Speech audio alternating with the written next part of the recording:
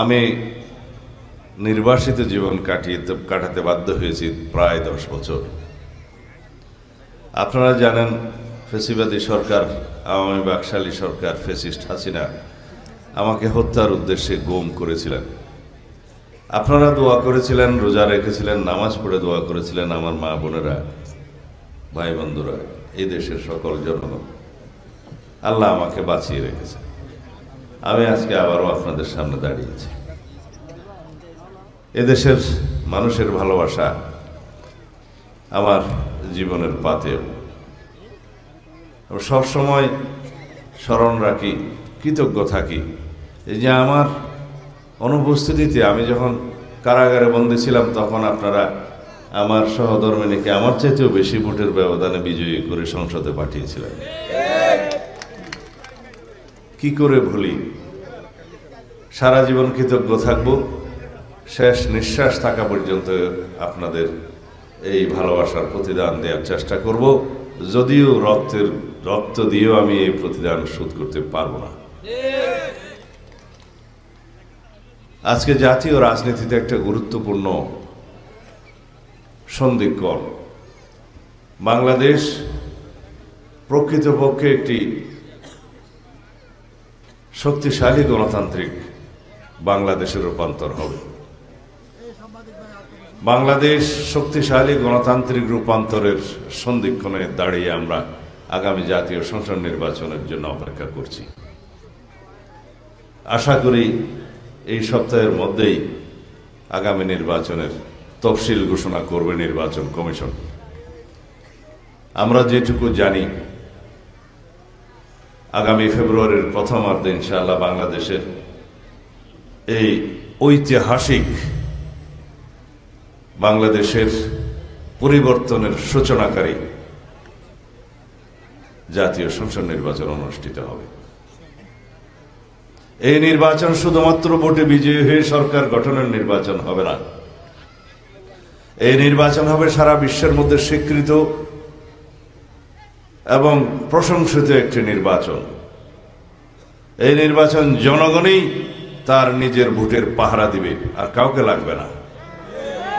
দীর্ঘ 16-17 বছর আওয়ামী ফ্যাসিবাদের কবলে পড়ে এই দেশের মানুষ ভোটাধিকার হারিয়েছে, গণতান্ত্রিক অধিকার হারিয়েছে, বাংলাদেশের নাগরিকদের সকল রকমের অধিকার তারা হারিয়েছে, অধিকার ভোগ করতে পারে নাই। নামে মাত্র বাংলাদেশে গণতান্ত্রিক শাসন ব্যবস্থা, সাংবিধানিক শাসন ব্যবস্থা চালু থাকলেও প্রকৃতপক্ষে সবাই জানেন গণতন্ত্রের মুখোশে শেখ হাসিনা এই দেশে বাকশাল কায়েম করেছিলেন, একদলীয় শাসন ব্যবস্থা কায়েম করেছিলেন, একদলীয় রাষ্ট্র ব্যবস্থা কায়েম করেছিলেন। ফলশ্রুতিতে বাংলাদেশের জনগণ রক্ত দিয়ে সেই ফ্যাসিবাদের পতন ঘটিয়েছে। আজকে সেই ফ্যাসিস্ট হাসিনা তার নির্ধারিত ঠিকানা দিল্লিতে গিয়ে অবস্থান করছে। আপনাকেই বলছি, ইন্স্যুরেন্স করলে সিটিতে সুরক্ষা পাবেন নিশ্চিত। শেখ হাসিনা বাংলাদেশের অস্তিত্বে কখনো বিশ্বাস করেনি, মনে প্রাণে কখনো তিনি বাংলাদেশে অবস্থানই করেনি, বাংলাদেশের মানুষের কখনো সেবা করেনি। তারা শুধু সেবাদাস হিসাবে এবং একটি পার্শ্ববর্তী দেশের সেবাদাস হিসাবে বাংলাদেশে তারা ক্ষমতায় অধিষ্ঠিত ছিল, এই দেশের সম্পদ পাচার করার জন্য, এই দেশকে করদ রাজ্যে পরিণত করার জন্য। সেটা বাংলাদেশের মানুষ দেখেছে, প্রমাণিত হয়েছে, এবং গণঅভ্যুত্থানের মাধ্যমে পলায়ন করার পর শেখ হাসিনা নিজেই প্রমাণ করলেন তিনি এই দেশের কেউই ছিলেন না। যারা আওয়ামী লীগের ভাই বন্ধুগণ এখনো আওয়ামী লীগকে সমর্থন করেন, তাদের কি যুক্তি আছে সমর্থন করার আমি জানি না। যে আওয়ামী লীগের নেত্রী এবং তাদের মন্ত্রী এমপিরা, তাদের দোসররা এই বাংলাদেশ থেকে বাংলাদেশের আওয়ামী লীগকে পরিত্যাগ করে নিজেরা রক্ষা করার জন্য সহায় সম্পদ নিয়ে জীবন নিয়ে পালিয়েছে, তাদেরকে কি এখনো এই আওয়ামী লীগ যারা এখানে আছে তারা সমর্থন করা উচিত? তারা গণতন্ত্রের পথে ফেরত আসুন। আমরা আহ্বান জানাই বাংলাদেশের সকল মানুষ, সকল জনগোষ্ঠী, সকল ভাষাভাষী, সকল সংস্কৃতির মানুষ সবাই মিলে আমরা বাংলাদেশে একটি ঐক্যবদ্ধ বাংলাদেশ নির্মাণ করব, একটি শক্তিশালী গণতান্ত্রিক বাংলাদেশ নির্মাণ করব, এটাই আমাদের কামনা।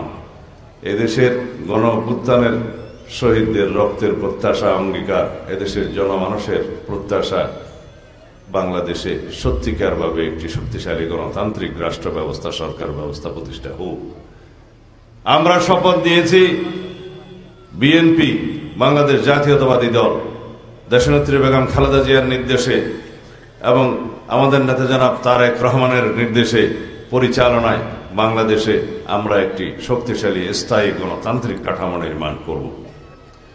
সেই গণতান্ত্রিক কাঠামো নির্মাণের জন্য সংবিধানের গণতান্ত্রিক সংস্কার হবে, রাষ্ট্র কাঠামোর গণতান্ত্রিক সংস্কার হবে, মেরামত হবে এবং জনগণের প্রত্যাশা অনুযায়ী, চাহিদা অনুযায়ী, এই যুগের চাহিদা অনুযায়ী, তরুণের চাহিদা অনুযায়ী, শহীদের প্রত্যাশা অনুযায়ী একটি সাম্যভিত্তিক বৈষম্যহীন বাংলাদেশ বিনির্মাণ হবে ইনশাআল্লাহ। সেই লক্ষ্যে আমরা কাজ করে যাচ্ছি।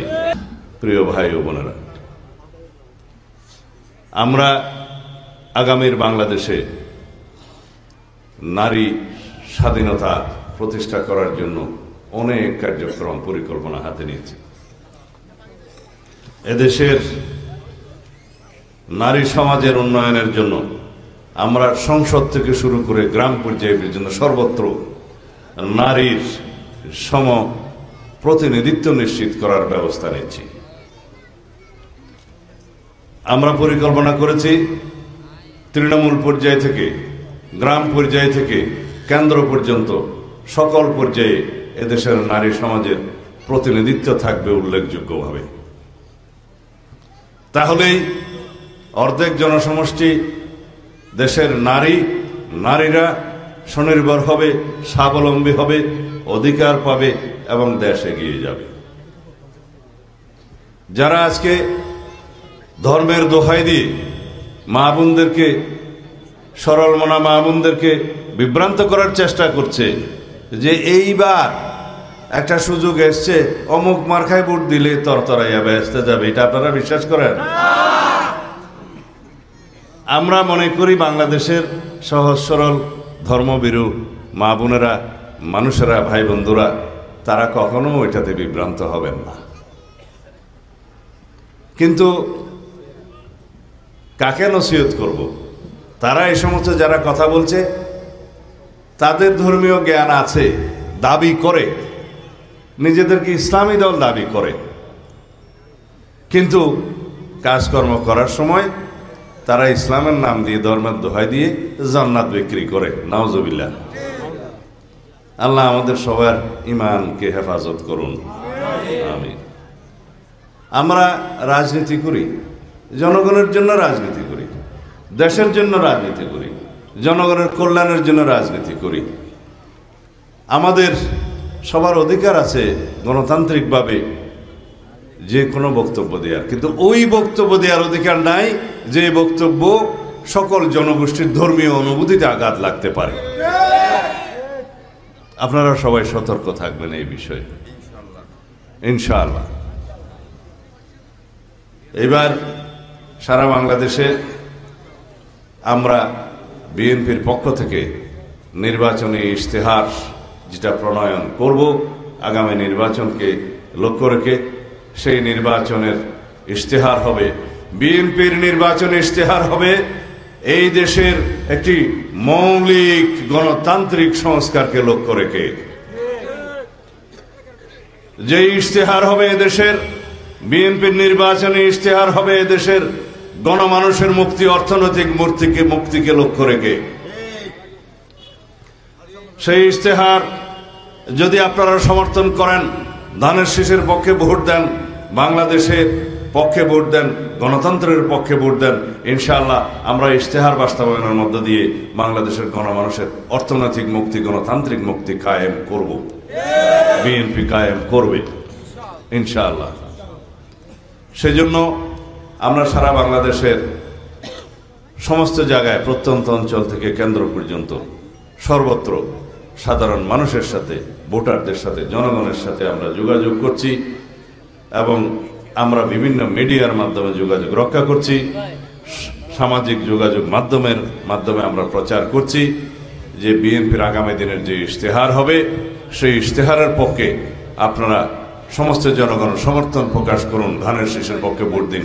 তাহলে বিএনপির নির্বাচনী ইশতেহার বাস্তবায়নের মধ্য দিয়ে এদেশের মানুষের অর্থনৈতিক মুক্তি হবে, গণতান্ত্রিক মুক্তি হবে, শক্তিশালী গণতান্ত্রিক রাষ্ট্র বিনির্মাণ হবে, সংসদীয় ব্যবস্থা আমূল একটি বৈপ্লবিক সংস্কার হবে, বাংলাদেশের সমস্ত গণতান্ত্রিক প্রতিষ্ঠানগুলো বিনির্মাণ হবে, সাংবিধানিক প্রতিষ্ঠানগুলো বিনির্মাণ হবে, গণতন্ত্র শক্তিশালী ভিত্তির উপরে দাঁড় হবে এবং তার মধ্য দিয়ে সেই প্রতিষ্ঠানগুলো গণতন্ত্রের রক্ষা কবচ হিসেবে কাজ করবে ইনশাআল্লাহ।